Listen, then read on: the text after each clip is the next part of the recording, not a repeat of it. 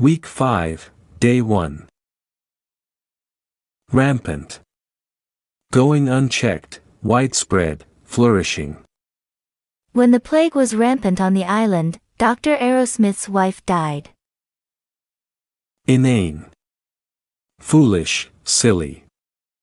Orville Wright was criticized for his inane desire to fly. Ethics.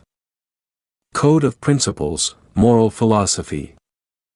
A special management committee was asked to investigate business ethics. Concur. Agree. If I can get my parents to concur, I'll join the Peace Corps. Clandestine. Secret, undercover. The spies thought their meeting was a clandestine one, but a throng of FBI agents gathered outside the building. Stock in trade. The necessary equipment. A quick wit and a warm smile were the salesman's stock in trade. Cheating. During my first weeks at the new school I observed that cheating was rampant. I had always considered it rather inane to cheat on a test because of my code of ethics, and because so much was at stake. Apparently the other students didn't concur. In fact, even the presence of a proctor did not intimidate them. Far from being a clandestine activity, the cheating was open and obvious.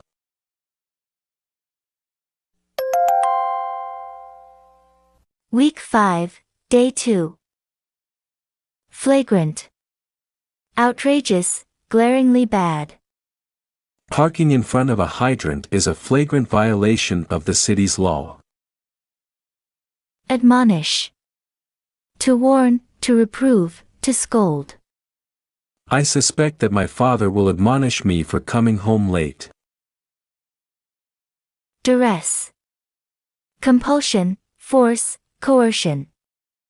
The confession was signed under duress, the attorney claimed. Culprit. The guilty person, one who commits a crime. The culprit was caught with his fingers in the cookie jar. Inexorable. Inflexible, unrelenting. Television sleuths are inexorable in their pursuit of lawbreakers. To take down a peg. To humiliate.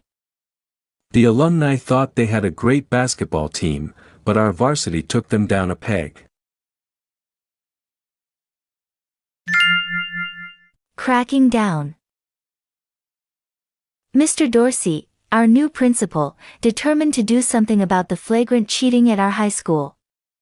He issued bulletins and began to admonish those teachers who did not proctor alertly. Under duress, the faculty reported the names of the culprits.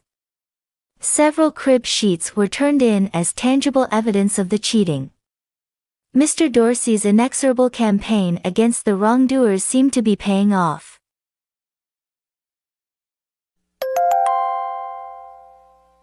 Week 5, Day 3. Egregious. Remarkably bad.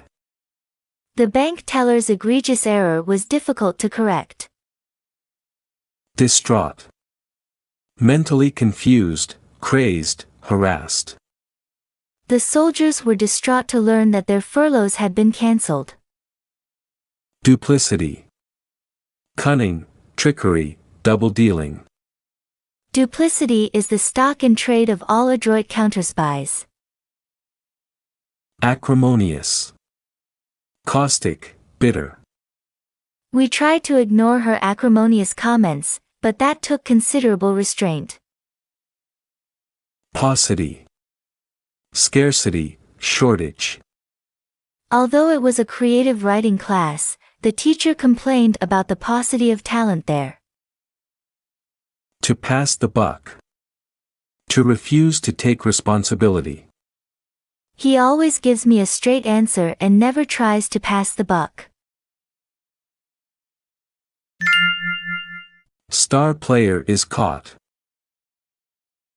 The cheating scandal came to a head when Art Krause, our football captain, made the egregious mistake of getting caught cheating on a midterm exam. If Art were suspended for his part in that sordid affair, our chances for winning the city championship would go up in smoke. The distraught coach asked the principal to overlook Art's duplicity. But Mr. Dorsey replied in an acrimonious fashion that the players had been given a plethora of athletic instruction, but a paucity of moral guidance.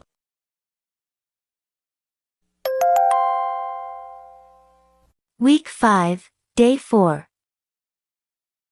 Elicit. To draw forth, extract. It isn't easy to elicit answers from a sleepy class on Monday morning. Pernicious. Harmful, causing injury. The dictator's pernicious rules failed to intimidate the leaders of the underground.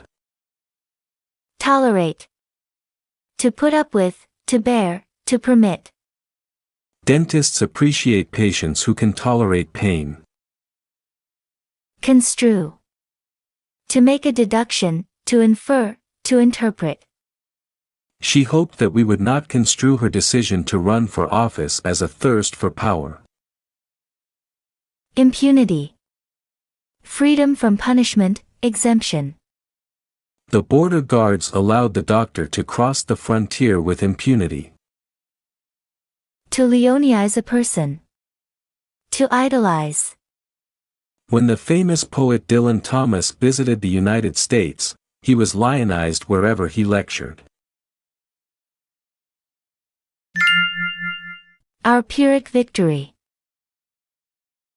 Mr. Dorsey summoned a representative group of teachers and student leaders to his office, in order to elicit their reactions to the suspension of the football captain. He told them that cheating was a pernicious disease that could not be tolerated at our school. He loathed having to discipline Art Krause so severely, but unless strict measures were taken, the student body would construe the incident as an open invitation to cheat with impunity. "We may lose a football game," the principal said, "but we can salvage our self-respect."